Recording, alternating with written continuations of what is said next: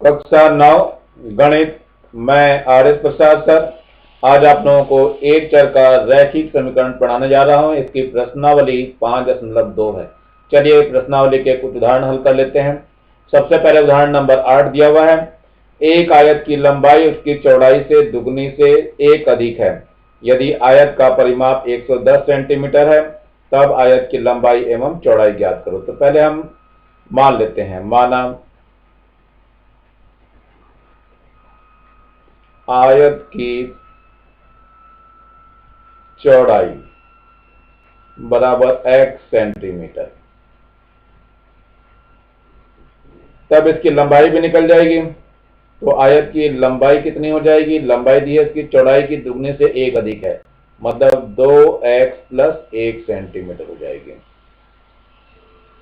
अब इसका परिमाप दिया हुआ है तो परिमाप का सूत्र होता है, परिमाप बराबर होता है 2 लंबाई प्लस चौड़ाई।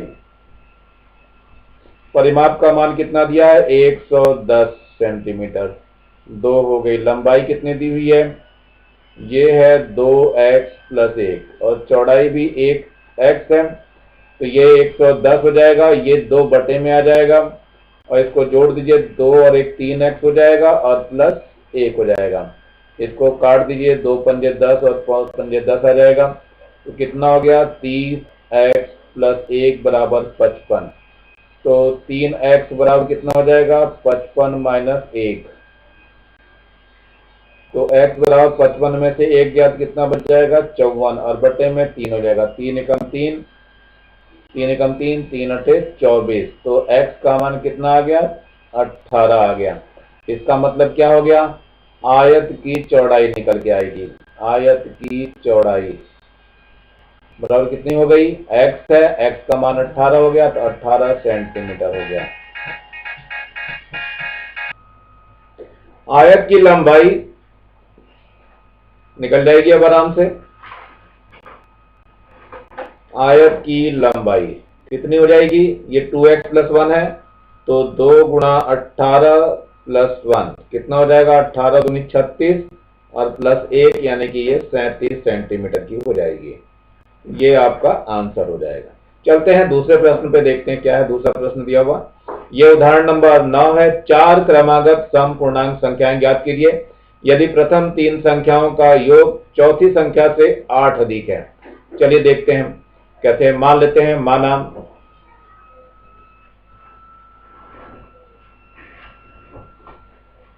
चार क्रमागत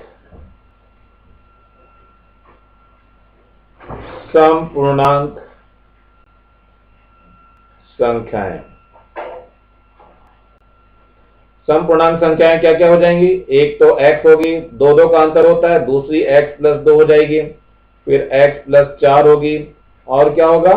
x + 6। 1 2 3 4 ले ली हमने, 4 संख्याएं, ये संख्या हमने मान ली। अब क्या कहा है? यदि प्रथम 3 संख्याओं का योग, तो प्रश्नानुसार लिखना है यहां। प्रथम 3 संख्याओं का योग, तो प्रथम 3 संख्याएं, एक x है, दूसरी x + 2 है, तीसरी x + 4 है। चौथी संख्या से 8 अधिक है, तो चौथी संख्या से 8 अधिक है तो क्या करना है? चौथी संख्या यहां लिख लेते हैं, x + 6। इससे 8 अधिक है तो इसमें 8 और जोड़ देंगे तो बराबर हो जाएगा। अब जरा इसको हल करके देखते हैं कितना हो गया। यहां तो 3x हो गया, तो 3x + 6 हो गया और बराबर यहां कितना हो गया? x + 8 और 6 14। इसको इधर ले आते हैं तो 3x है, x को इधर ले आओ तो माइनस का x हो जाएगा और 14 और 6, 14 में से 6 घटाना पड़ेगा, 14 - 6 हो जाएगा। ये बच गया 2x और 14 में से 6 गए तो 8 बचेगा। तो x का मान जो आ जाएगा 8/2 हो जाएगा। 2 एकम 2, 2 चौक 8, तो x बराबर 4 हो गया। तो संख्याएं अब निकल जाएंगी। संख्याएं क्या क्या हो जाएंगी? एक तो x थी यानी 2 हो गया, फिर एक x + 2 था यानी 2 प्लस ये क्या 4 था ना शुरू में, ये यहां पे 4 था पहले, इसको 4 रखिए। तो x का मान एक तो 4 आया, पहली संख्या 4 आ गई। दूसरी संख्या कितनी हो जाएगी, 4 प्लस 2 यानी 6 हो जाएगी। तीसरी संख्या x प्लस 4 है यानी 4 प्लस 4 यानी 8 हो जाएगी। फिर तीसरी, पहली, दूसरी, तीसरी यानी चौथी हो जाएगी, x प्लस 6 है यानी 4 प्लस 6 है बराबर 10 हो जाएगी। तो यही आपके आंसर हो जाएंगे। उदाहरण नंबर 10, ये देखते हैं, परिमेय संख्या -7/3 के दुगने में क्या जोड़ें जिससे 3/7 प्राप्त हो जाए। तो मान लेते हैं माना x जोड़ा जाए। चलिए देखिए, माइनस का 7/3 के दुगने में, इसको 2 से जोड़ दें, गुणा कर दें और x को जोड़ दें तो कितना हो जा रहा है, 3/7 प्राप्त हो रहा है। देखते हैं इसमें क्या हो जाएगा, माइनस का ये 14/3 हो गया और प्लस का x हो गया बराबर 3/7। तो x बराबर हो जाएगा 3/7 प्लस का इधर जा करके 14/3 हो जाएगा ये। अब ले लेंगे लघुत्तम, लघुत्तम लेंगे, कितना आ जाएगा, 7 तिया 21 हो जाएगा। तो 7 तिया 21 और 3 तिया 9, तो 9 यहाँ आ जाएगा और 3 सते 21, तो 7 की इसमें गुणा हो जाएगी, 7 चौक 28 को 8 हासिल 2, 7 एकम 7 और 2 9 हो जाएगा। तो ये कितना आ जाएगा, 9 और 8 17 हो गया और ये 107 हो जाएगा और बटे में कितना हो जाएगा, 21। अब ये कटेगा तो है नहीं, तो यही आपका आंसर हो जाएगा। चलिए आगे देखते हैं उदाहरण नंबर 11। देखते हैं उदाहरण नंबर 11 में क्या है। यदि 13 के 3 लगातार गुणजों का योगफल 390 है तो उन्हें ज्ञात कीजिए। तो पहले मान लेते हैं, माना 13 के 3 लगातार गुणज क्या क्या है, एक x होगा, एक x प्लस 13 होगा और x प्लस 26 है। ये ले लिया हमने। योगफल दिया है तो प्रश्नानुसार इनको जोड़ देंगे। चलिए जोड़ते हैं इनको, x प्लस 13 है प्लस x प्लस 26 हो गया बराबर कितना हो गया, 390। तो देखो 3x हो गया इसमें, 3x और 13 और 26 को जोड़ दीजिए तो 6 और 3 9 और 2 और 1 3, तो यहाँ 3 हो जाएगा और ये 390 हो गया। तो 3x बराबर हो जाएगा 390 माइनस का 39। जरा घटा दीजिए कितना बच जाएगा, ये देख लो घटा करके, यहाँ 390 में से 39 घटाना है तो यहाँ तो 1 बच जाएगा और 9 में से 8 में से 3 गया तो 5 बचेगा और यहाँ से कितना बच गया, 351 बच गया। तो ये आ गया 351। तो x का मान हो जाएगा 351/3। तो 3 एकम 3, यहाँ पे 3 एकम 3, 3 एकम 3, 2 बचा, 3 सते 21। तो ये x का मान हो गया 117। तो इसलिए संख्याएं लिख लेते हैं, कौन कौन सी संख्याएं आ गई।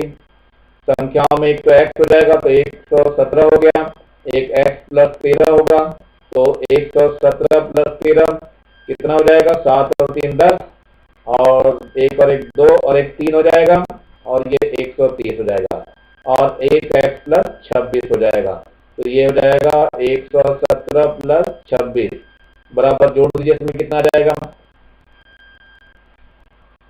ये हो जाएगा 7 और 6 13 और 3 और 1 4 हो जाएगा और ये 143 हो जाएगा। तो यही तीनों इसके आंसर होंगे। उदाहरण नंबर 13। उदाहरण नंबर 12 है, 2 अंकों वाली किसी संख्या में 2 अंकों का अंतर 3 है।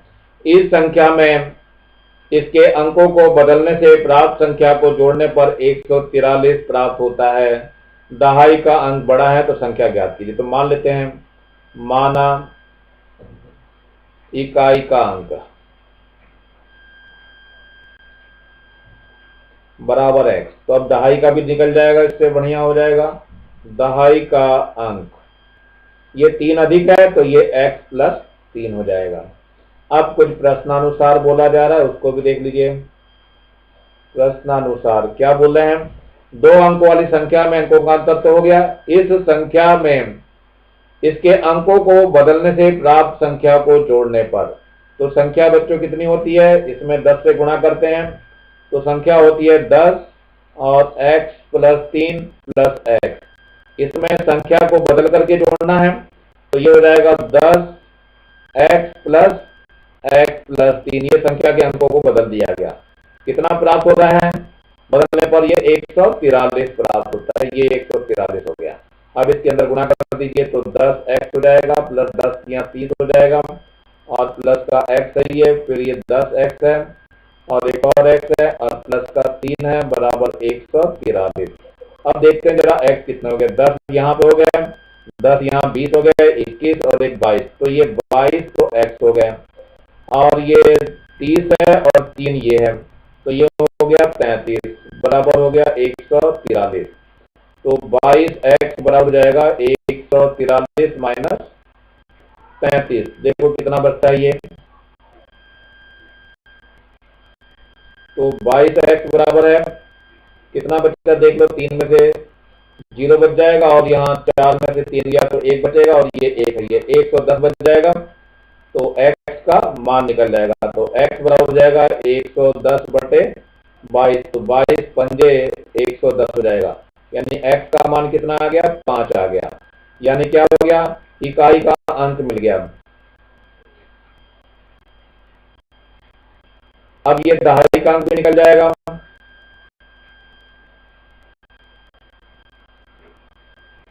ये हो जाएगा 5 प्लस 3 बराबर 8 हो जाएगा। इसलिए संख्या क्या हो गई, संख्या हो गई 83। 83 में बच्चों 85 हो गई है। ये 3 की जगह क्या आएगा, यहाँ पे 5 आ जाएगा।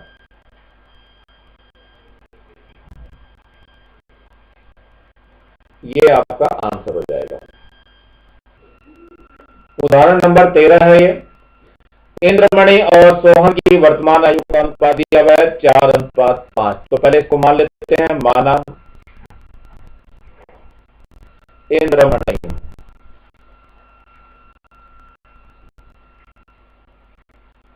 की वर्तमान उम्र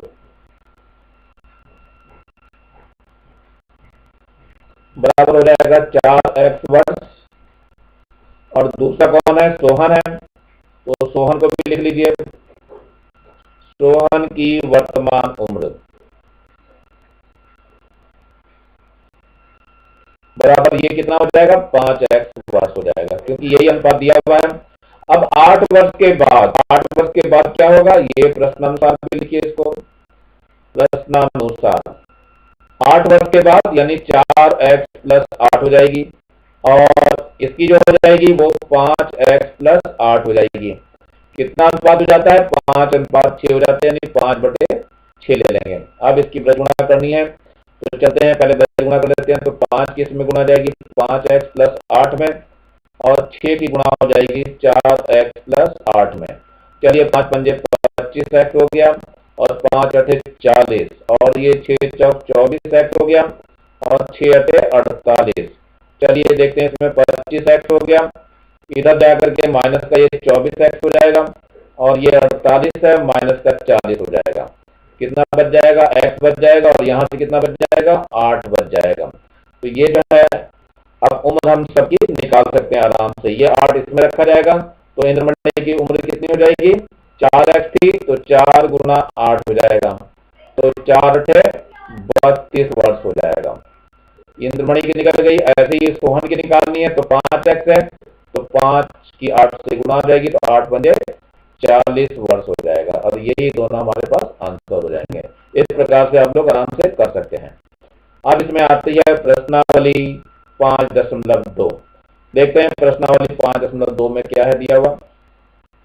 पहला क्वेश्चन है ये दिया हुआ, एक त्रिभुज का क्षेत्रफल रखा 36 वर्ग मीटर, इसके आधार की माप 12 मीटर है, तब उसकी ऊंचाई ज्ञात करो। तो मान लेते हैं, माना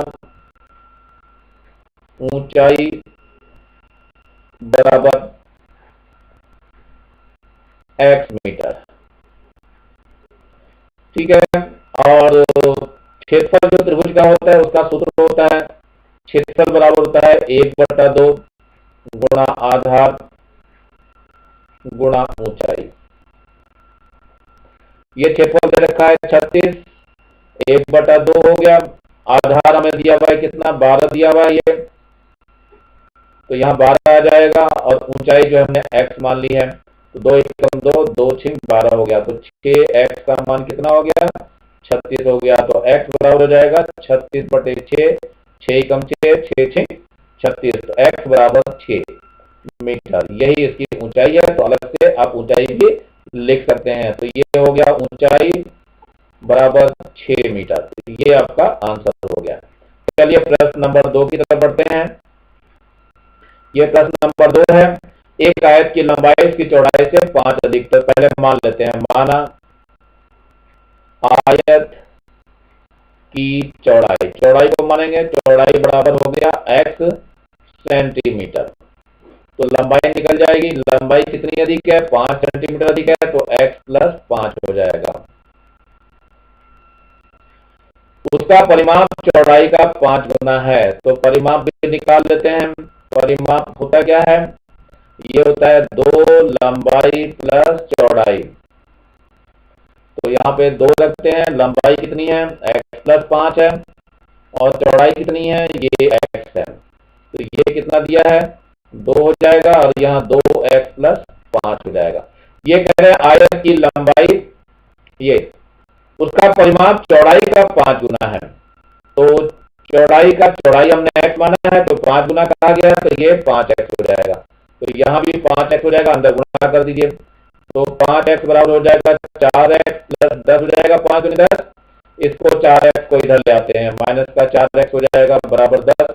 तो x का मान 10 आ गया। यानी चौड़ाई जो है कितनी आ गई, चौड़ाई हो गई 10 सेंटीमीटर। अब इससे लंबाई भी निकल जाएगी, तो लंबाई कितनी हो जाएगी, 10 + 5 हो जाएगा, यानी 15 सेंटीमीटर। यही दोनों हमारे पास आंसर हैं। चलिए अगले प्रश्न की तरफ बढ़ते हैं। प्रश्न नंबर है 3। यदि किसी त्रिभुज का एक कोण दूसरे कोण से 5 अंश अधिक है, तीसरा कोण दूसरे कोण से दुगने से 25 अंश अधिक है, तो त्रिभुज के तीनों कोणों को ज्ञात करना है। सबसे पहले इसमें मानना पड़ेगा, हमें मान लेते हैं दूसरा कोण x है। माना दूसरा कोण x है, तो पहला कोण निकल जाएगा। पहला कोण कितना हो जाएगा, पहला कोण 15 अधिक है, तो x + 15 हो जाएगा। अब तीसरा कोण भी निकाल लीजिए। तीसरा कोण हो जाएगा हमारे पास कितना, दुगने से 25 अधिक है, तो 2x + 25 हो जाएगा ये। तो तीनों कोण हमारे पास मिल चुके हैं। तो आपको पता ही है, तीनों कोणों में से ये तो आपका कोण A था, और ये कोण B था, और ये कोण C था। तो हम क्या करेंगे, त्रिभुज के तीनों कोणों का योगफल 180 अंश होता है। तो त्रिभुज के तीनों कोणों का योगफल 80 अंश। तो यहाँ लिखेंगे कोण A + कोण B + कोण C बराबर 180 अंश।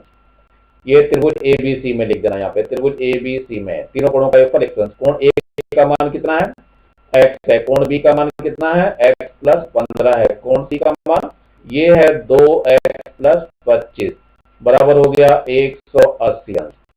चलिए देखो, x के ये 2 यहाँ है, 3 और 1 4, 4 तो x हो गया, और 25 और 15 जोड़ देते हैं, 5 और 5 10 हो गया, 2 और 1 3 और 1 4 हो गया बराबर 180 अंश। तो 4x बराबर हो जाएगा 180 - 40, यानी x बराबर हो गया ये 140 बचेगा, और बटे में 4 आ जाएगा। तो 4 एकम 4, और 4 × 12, 2 बचा, 4 × 5 20। तो x का मान कितना आ गया, 35 आ गया। इसका मतलब कोण सारे निकल जाएंगे। कोण A का मान हो गया कितना, x था, ये आ गया 35 अंश। तो एक आंसर आ गया। कोण B का भी मान निकाले, ये कोण B का मान आया बच्चों। ये कोण कौन सा आया,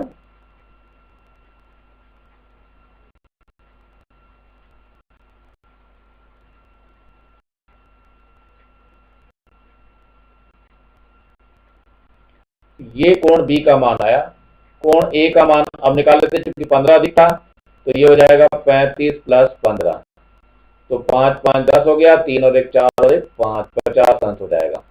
कोण सी का मान निकाल लीजिए, तो ये आ जाएगा 2 गुणा 35 और प्लस का 25, तो कितना हो जाएगा ये 15 दूनी 35 दूनी 70 हो गया और प्लस का 25 और रह गया, तो ये कितना हो जाएगा 95 अंश हो जाएगा। तो यही आपका आंसर, एक आंसर ये हो गया है, एक 50 अंश हो गया है और एक ये हो गया है। इस तरह से इन कोणों के मान। प्रश्न नंबर 4, 3 क्रमागत विषम पूर्णांक संख्याओं ज्ञात कीजिए। तो मान लेते हैं, माना 3 क्रमागत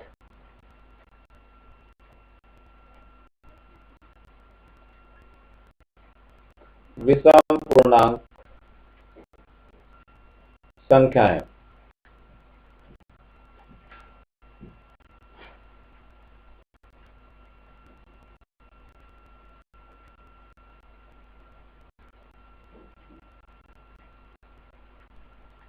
क्या क्या है इसमें, x हो जाएगी, दूसरी x प्लस 2 होगी और तीसरी x प्लस 3 है, ये हमने ले लिया। अब ये कह रहे हैं संख्या में इनके योग कब, यदि उनके योग का 3 गुना, तो पहले इनको जोड़ देते हैं प्रश्नानुसार लिख करके। प्रश्नानुसार क्या हो जाएगा, तीनों को जोड़ दीजिए, x फिर x प्लस 2 हो जाएगा, फिर x प्लस, ये बच्चों 3 नहीं होगा, यहाँ 4 होगा। यहाँ पर संख्या में अंतर 2 का अंतर होता है, 2 का अंतर होने से यहाँ पे तो x प्लस 4 होगा, यहाँ पे तो x प्लस 4 बराबर योग 3 गुना, इनके योग का 3 गुना मध्य संख्या के 8 गुने से 5 अधिक, तो जिसके योग का 3 गुना तो 3 से गुणा कर दीजिए। मध्य संख्या हमारी x प्लस 2 है, तो x प्लस 2 मध्य संख्या के 8 गुने से, तो 8 से गुणा कर दीजिए, 5 अधिक है तो 5 जोड़ दीजिए। अब इनको जोड़ लेते हैं पहले, ये तो 3 है, देखो 1x 2x 3x हो जाएंगे, तो यहाँ पे कितना हो जाएगा 3x हो जाएगा, प्लस 4 और 2 हो जाएंगे 6 बराबर, इसके अंदर गुणा कर दो तो 8x हो जाएगा और 8 दूनी 16 और प्लस का 5 यहाँ मौजूद है पहले से ही। अब ये हो जाएगा 3 तियां 9x और 3 छंग 18 बराबर, ये हो गया 8x और प्लस 16 और 5 हो गए 21। चलिए इसको 8x को इधर ले आओ, तो 9x माइनस का 8x बराबर हो गया 21 माइनस 18, तो यहां से केवल x बच जाएगा और यहां से हो जाएगा 3 18 और 3 21 होता है। अब देखो संख्याएं क्या क्या निकल के आएंगी, संख्याएं क्या क्या निकली, एक तो x है तो 3 हो जाएगी, एक तो x था, दूसरा क्या था x प्लस 2 है तो 3 प्लस 2 यानी 5 हो जाएगी, फिर एक और x प्लस 4 है तो ये हो जाएगा 3 प्लस 4 यानी कि 7 हो जाएगी। तो संख्याएं देखो ये विषम संख्याएं अपने आप आ जाती हैं और ये आंसर हो जाएगा। मेरे ख्याल से समझ में आ गया होगा सबको। यदि किसी त्रिभुज की एक भुजा उसके परिमाप का 1/4, दूसरी भुजा 7 सेंटीमीटर तथा तीसरी भुजा परिमाप का 2/5 है, तब त्रिभुज का परिमाप कितना है। तो मान लेते हैं, माना त्रिभुज का परिमाप बराबर x सेंटीमीटर। चलिए ये हम एक त्रिभुज भी मान लेते हैं, ऐसे ही रख लेते हैं इसको एक देखने के लिए, a हो गया, ये b हो गया और ये c हो गया।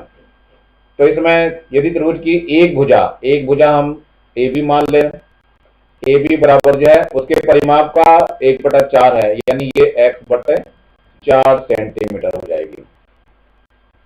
दूसरी भुजा 7 सेंटीमीटर है, यानी BC हमारे पास 7 सेंटीमीटर है, BC बराबर 7 सेंटीमीटर।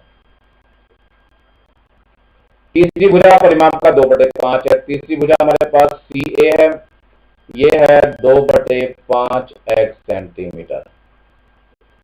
तो त्रिभुज का परिमाप कितना है निकालना है। तो त्रिभुज का परिमाप देखो, परिमाप का सूत्र क्या होता है, परिमाप बराबर होता है AB plus BC plus CA या AC। परिमाप तो x दे रखा हमने, AB का मान हमें पता है x/4 है, और BC का मान 7 है और CA का मान है 2/5x। चलिए अब देखते हैं सबको क्या होगा। तो ये हो जाएगा आपका x यहाँ पर है, इसका लघुत्तम ले लेते हैं। कितना आ जाएगा, 5 चौक 20 लघुत्तम हो जाएगा। और ये 4 पंजे 20 तो 5x हो जाएगा। और यहाँ बटे चूंकि 1 है तो 20 से गुणा, 7 दूनी 14 यानी 140 हो जाएगा। और ये 5 चौक 20, 4 दूनी 8x हो जाएगा। तो 20 की तरफ गुणा कर दीजिए तो ये तो हो गया 20x बराबर 5 और ये 8 5 13x हो जाएगा। और प्लस का 140, इससे जो निकल के आएगा 13x को इधर भेज दो, 13x माइनस का हो जाएगा और बराबर 140 घटा दीजिए, ये बचेगा 7x बराबर 140। तो यहाँ से हम x का मान निकालना चालू करेंगे। चलिए देखते हैं इसमें क्या होगा।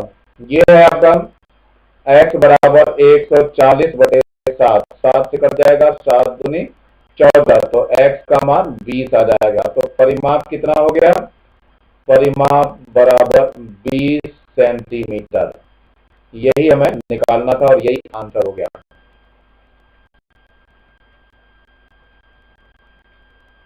प्रश्न नंबर 6, 2 अंक वाली संख्या के अंकों का योग 8 है।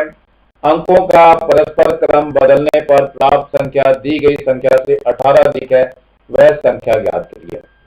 तो मान लेते हैं इसमें अंकों का योग है, तो मान लेते हैं इकाई का अंक, माना इकाई का अंक बराबर है, तो दहाई का अंक भी निकल जाएगा, क्योंकि योगफल 8 है तो 8 में से घटा करके मिलेगा दहाई का अंक। चलिए दोनों निकल गए। अंकों का क्रम बदलने पर प्राप्त संख्या दी गई संख्या से 18 अधिक है। तो दी हुई संख्या जो है वो कितनी हो जाएगी, ये 10 गुणा 8 माइनस x है और प्लस का कितना हो जाएगा, x हो जाएगा। इससे 18 अधिक है, तो संख्या बदल के देखते हैं अंकों को। तो अंकों को जो बदलेंगे तो 10x हो जाएगा और प्लस का 8 माइनस x हो जाएगा। चलिए इसको देखते हैं, गुणा भाग करते हैं। ये प्रश्नानुसार हो गया। चलिए इसमें करते हैं, तो ये तो हो जाएगा 9x और प्लस का 8 हो गया और बराबर यहाँ अंदर गुणा कर दीजिए, तो 8 दाम 80 माइनस का 10x हो गया और प्लस का x है और प्लस का 18 है। और जरा सही कर लेते हैं इसको, तो ये होता है 9x प्लस का 8 है बराबर यहाँ कितना है, 80 और 18 जोड़ दीजिए, तो ये हो जाएगा 98। 80 और 18 98 और माइनस का बच गया ये 9x, तो 9x इधर ले आइए, तो 9x हो गया प्लस का 9x हो जाएगा और ये 98 माइनस का 8 हो जाएगा। यहाँ कितना बच जाएगा, 18x और यहाँ बचेगा आपका 90, तो x बराबर हो जाएगा 90 बटे 18, तो 18 पंजे 90, तो x का मान कितना आ गया, 5 आ गया। तो 10 माइनस x का मान कितना आ जाएगा, यानी 10 माइनस 5 बराबर 5 आ जाएगा, यानी दहाई का अंक हो गया। ये तो एक तो इकाई का अंक था, इकाई का अंक था ये, और ये दहाई का अंक निकल गया। तो अब संख्या क्या हो जाएगी, संख्या लिख लेते हैं। दहाई का अंक पहले लिखा जाएगा 5, फिर इकाई का लिखा जाएगा 55 और यही हमारा आंसर हो जाएगा।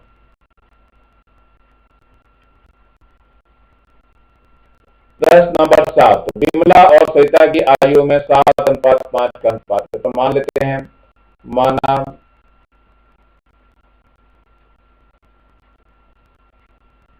विमला की वर्तमान आयु 7:5 है, तो 7x मान जाएगी, 7x वर्ष। और कौन बचा है, सरिता। तो सरिता की वर्तमान आयु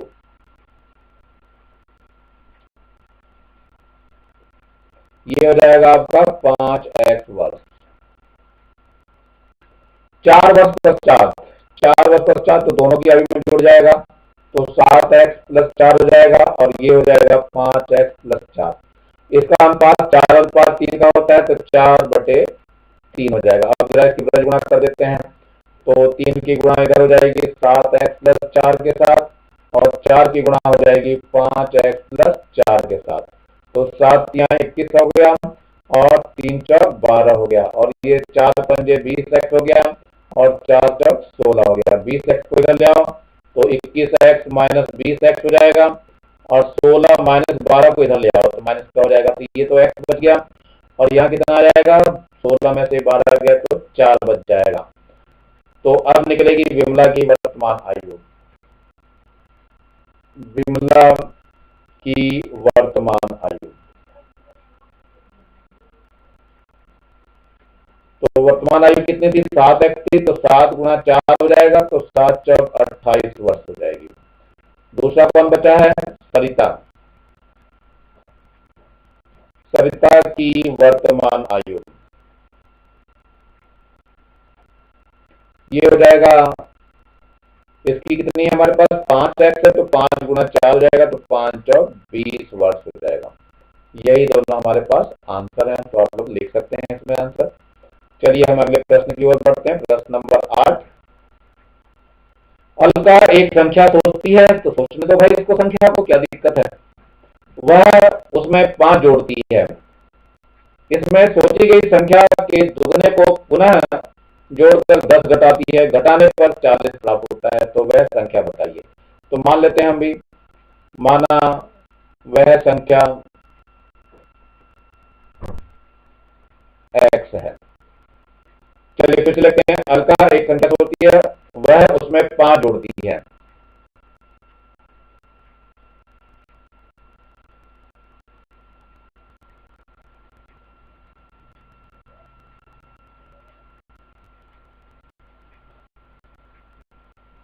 संख्या में 5 जोड़ती है। पहले देखो तो क्या है, ये प्रश्नानुसार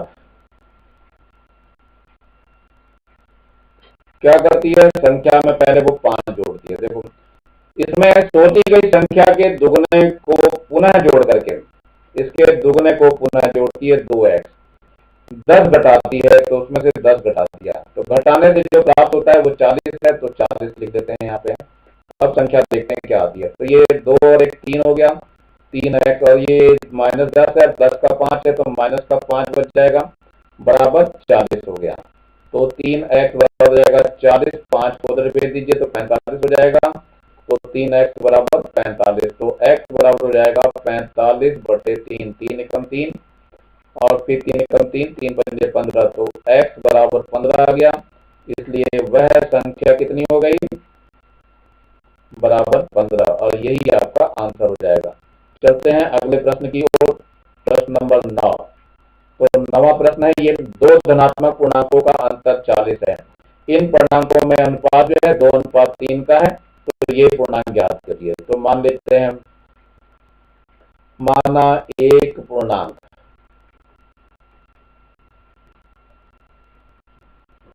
x है, तो दूसरा पूर्णांक कितना होगा, दूसरा पूर्णांक 40 माइनस x होगा, क्योंकि इनका अंतर 40 है, तो 40 का अंतर आ गया इसमें। अब 2:3 का अनुपात है, इसका मतलब ये x बटे 40 माइनस x का अनुपात इन्होंने 2/3 दे रखा है। वह गुणा कर दीजिए तो 3x हो जाएगा, बराबर 2 गुना कितना हो जाएगा, 40 माइनस x हो जाएगा। तो 3x बराबर इसकी गुणा कर दो, तो 40 दूनी 80 माइनस का 2x, 2x को इधर ले आओ, तो 3x प्लस 2x हो जाएगा, बराबर 80। तो ये हो गया 5x बराबर 80, तो x बराबर हो जाएगा 80 बटे 5, 5 एकम 5, 5 एकम 5, 5 6 30, तो 16 पंजे 80 हो गया, यानी x बराबर 16 हो गया। तो अब इसका मतलब है पूर्णांक निकल गया हमारा। तो पहला पूर्णांक कितना हो गया, पहला पूर्णांक बराबर हो गया 16, तो दूसरा पूर्णांक भी निकल जाएगा, ये हो जाएगा कितना, 40 माइनस 16, कितना बच जाएगा, 10 में से 4 गए, 10 में से 6 गए, 4 बचा, 3 बचा, 3 में से 1 गया तो 2 बच जाएगा, यानी यही दोनों, यानी कितना हो गया, 16 और 24 इसका आंसर हो जाएगा। प्रश्न नंबर 10 है, 10 देखते हैं। 5 के 3 क्रमागत गुणजों का योगफल 555 है, तो ये गुणज ज्ञात कीजिए। तो 5 के 3 क्रमागत गुण लिख लेते हैं, माना 5 के 3 क्रमागत गुणज क्या क्या है, x प्लस 5 और x प्लस 10 है, क्योंकि 5 5 का अंतर होना है। इनका योगफल है तो प्रश्नानुसार लेते हैं। प्रश्नानुसार क्या है इनका योगफल, तो x plus 5 plus x plus 10 बराबर हो गया 5 5 5। तो ये x कितना हो गया, 3x हो गया, 5 और 10 कितना हो गया, 15 हो गया, बराबर कितना हो गया, 5 5 5 555। मीठी मीठी है ये। तो ये 3x बराबर कितना हो जाएगा, 555 माइनस का 15। तो ये हो गया 3x बराबर 5 में से 5 गया तो 0 और बचा 5 में से 1 गया तो 4, तो ये हो गया 540। तो x बराबर हो जाएगा 540/3, 3 कम 3, फिर 3 कम 3, 3 अठे 24 और 0, तो x का मान कितना हो गया, 180। अब ये तीनों संख्याएं हमारी निकल जाएगी। क्या क्या हो जाएगा देखो, x तो आ गया हमारा 180, तो दूसरा है x प्लस 5 यानी 180 प्लस 5 कितना हो जाएगा, 185, और दूसरा है x प्लस 10, तो 180 प्लस 10 बराबर कितना हो जाएगा, 190। यही तीनों आंसर हो जाएंगे। चलते हैं अगले प्रश्न की तरफ, प्रश्न नंबर 11।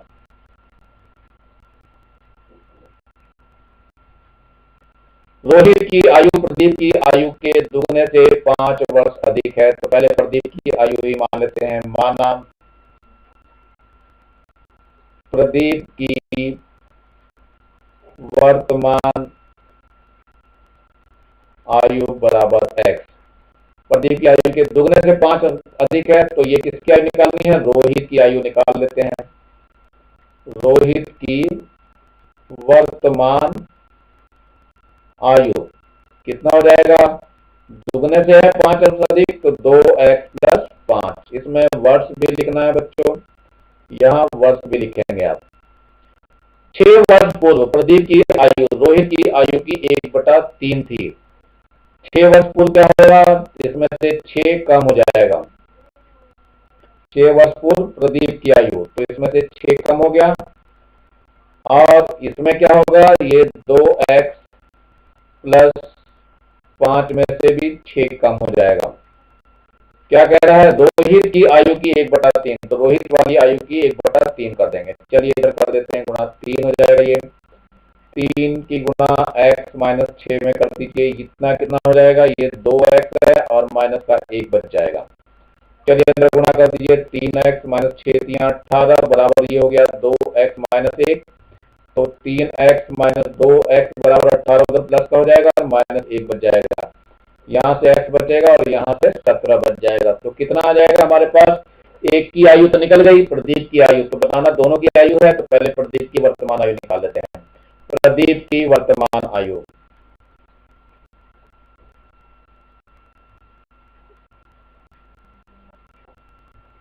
सत्रह वर्ष।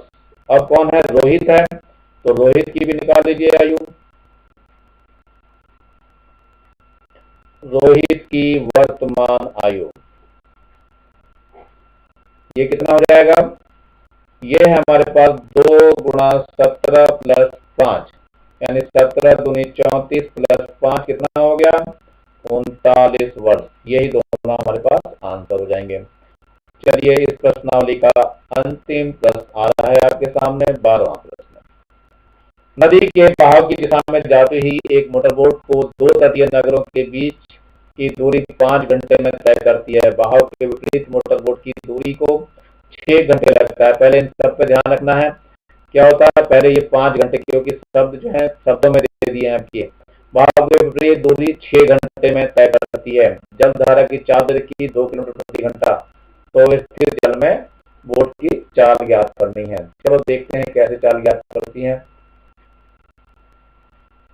सबसे पहले मानेंगे हम लोग कि मोटर बोट की जो चाल है वो x किलोमीटर प्रति घंटा है। माना मोटर बोट की चाल x किलोमीटर प्रति घंटा है। ये मान लिया दो किनारे स्थान है, ये इनके बीच की दूरी जो है हम ए बी मान ले रहे हैं, ये ए है और बी है, ये दूरी हम ले लेंगे ए बी। अब ये कह रहे हैं देखो बहाव की दिशा में, तो बहाव की दिशा में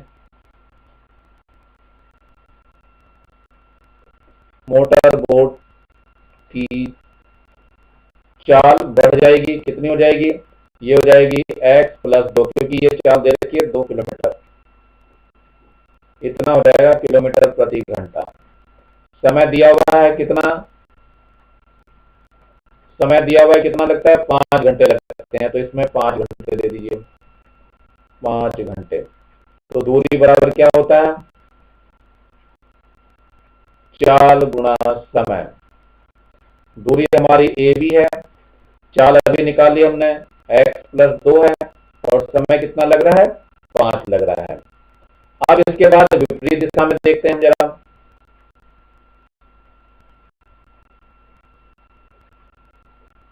विपरीत दिशा में मोटर बोट की चाल ये कुछ कम हो जाएगी, यानी x माइनस 2 किलोमीटर प्रति घंटा हो जाएगा।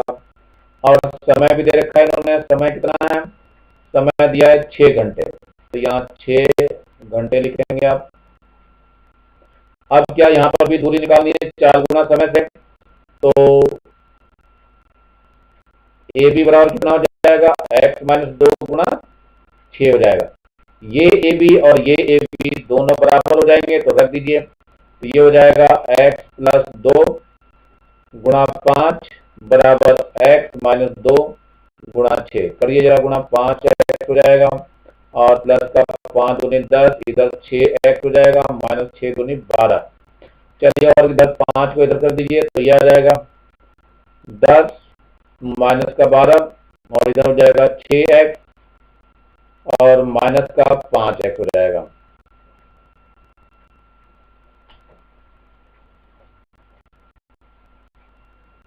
यहाँ 10 प्लस 12 हो जाएगा, तो 10 प्लस 12 कितना होगा, यहाँ पे 22 हो जाएगा ये, और यहाँ पे जो है केवल x बच जाएगा। इसका मतलब कितना हो गया, x बराबर 22, यानी क्या हो गई, चाल कितनी आ गई इसकी, चाल हो गई 22 किलोमीटर प्रति घंटा। यही आपका आंसर है। तो बच्चों ये प्रश्नावली आपकी समाप्त हो रही है। इसके नीचे एक लाल रंग का बटन दिखाई दे रहा होगा, इसको दबा के सब्सक्राइब करेंगे और ज्यादा से ज्यादा बच्चों को शेयर करेंगे, जिससे ज्यादा बच्चों को फायदा हो सके।